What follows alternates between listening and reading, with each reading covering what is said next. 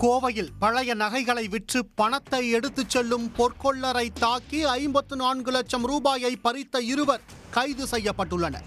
கேரள மாநிலம் பாலக்காடு மாவட்டம் சித்தூரைச் சேர்ந்தவர் செல்வகுமார். இவர் கோவை பெரிய கடை வீதியில் உள்ள தங்க நகை விற்பனை கடையில் பொற்கொள்ளராக பணியாற்றி வருகிறார்.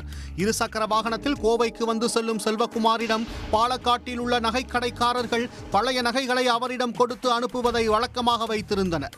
அந்த நகையை கோவையில் விற்றுவிட்டு பணத்தை கொண்டு சென்று கொடுப்பதை செல்வகுமார் வாடிக்கையாக வைத்துள்ளார்.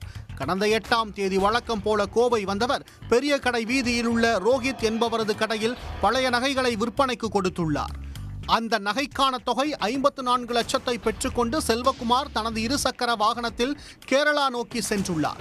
அவருடன் நண்பர் சுரேஷ் மற்றொரு இருசக்கர வாகனத்தில் சென்றுள்ளார்.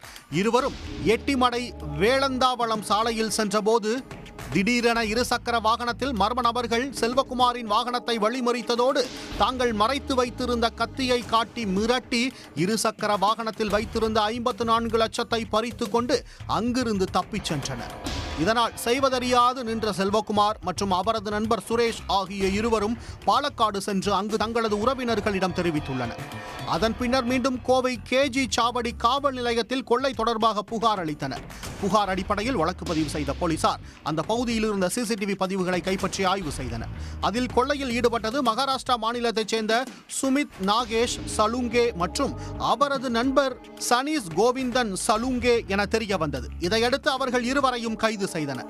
விசாரணையில் இருவரும் கேரள மாநிலம் திருச்சூரில் தங்கி தனியார் தங்க நகை விற்பனை கடையில் பணியாற்றி வந்ததும் செல்வகுமார் மற்றும் சுரேஷ் இருவரும் அடிக்கடி பழைய தங்கத்தை கோவைக்கு சென்று விற்பனை செய்துவிட்டு பணத்துடன் இருசக்கர வாகனத்தில் எடுத்து வருவதை அவர்கள் தெரிந்து வைத்திருந்தனர். இதை கண்காணித்த இருவரும் கோவையிலிருந்து சுரேஷ் பணத்துடன் வருவதை நோட்டமிட்டு கொள்ளை சம்பவத்தில் ஈடுபட்டது தெரிய வந்தது. இதையடுத்து இருவரையும் கைது செய்த போலீசார் அவர்களை நீதிமன்றத்தில் ஆஜர்படுத்தி சிறையில் அடைத்தனர். உடனுக்குடன் செய்திகளை தெரிந்து கொள்ள சன் நியூஸ் பெல் ஐகானை கிளிக் பண்ணுங்க.